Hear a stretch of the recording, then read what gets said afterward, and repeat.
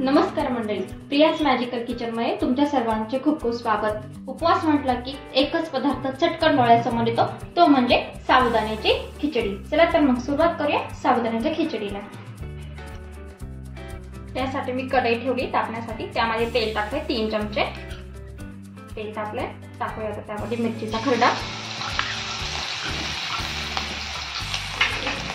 एक 7 ते 8 मिरच्यांचा खरडा आहे। खिचडी थोडी झणझणीतच चांगली लागते म्हणून मी 7 ते 8 मिरच्या घेतल्या। चांगला परतून घ्यायचा आहे झणझणीतपणा येण्यासाठी। त्यामध्ये जाणार हे उकडलेले बटाटे, उकडून कापून घेतलेले, मिक्स करून घेऊ। चवीनुसार मीठ टाकूया, थोड्या मिक्स होऊ देऊ। तर हे बटाटे उकडून घेतले वेगळे म्हणून त्याच्यामुळे त्याला फ्लेवर उतरण्यासाठी परतून घेऊ थोडंसं।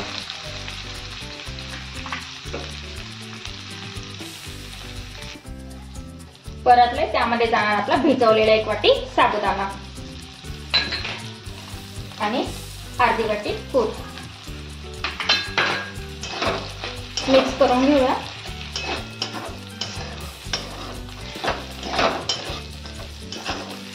हिरव्या मिरचीची ठेचाची साबुदाण्याची खिचडी अतिशय छान लागते, खायला पण आणि रंगाला पण, दिसायला पण चांगली दिसते। मिक्स झालंय, थोडंसं मीठ टाकलं होतं म्हणून आता परत थोडंसं चवीनुसार मीठ टाकते। व्यवस्थित मिक्स करून घेऊया आणि 5 मिनिटं स्लो गॅसवर होऊन देऊया झाकण ठेवून। 5 मिनिटं झाले, पण झाकण काढून बघू। मिक्स करून घेऊया।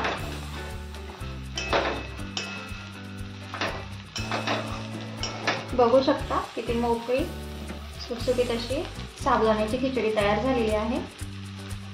कलर पण खूप छान आलेला आहे।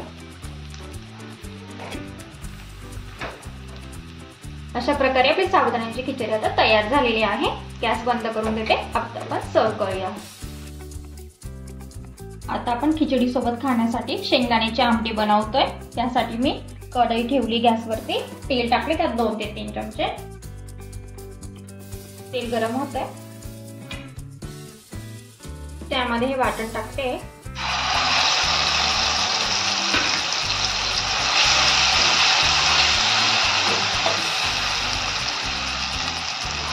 यामध्ये मी 6 ते 7 मिरच्या घेतल्या, त्या भाजून घेतल्या आणि पाववाटी शेंगदाणे घेतले, ते पण भाजून घेतले आणि त्यांची अशी मिक्सरला पेस्ट करून घेतली आहे। हे नीट मिक्स करून घ्यायचे आपल्याला आता।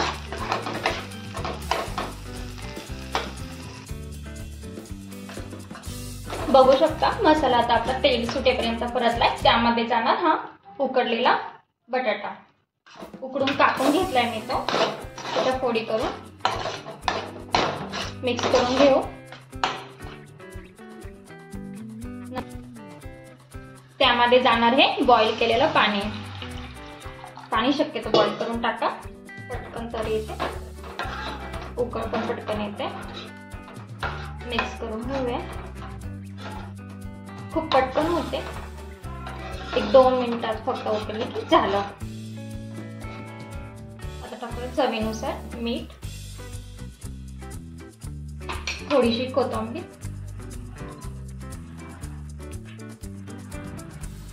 मस्त उकळते। शेंगदाण्याची आमटी आणि साबुदाणा कॉम्बिनेशन खूप छान आहे। खूप साधी सोपी रेसिपी, नक्कीच ट्राय करा। आवडल्यास नक्कीच लाईक करा, शेअर करा, सबस्क्राईब करा, कमेंट करायला विसरू नका, बेल आयकॉन पण दाबा। चला आपण सर्व करूया खिचडी सोबत।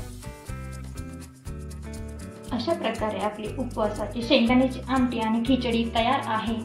स्वस्त खा, मस्त राहा। पुन्हा भेटूया नेक्स्ट व्हिडिओ मध्ये।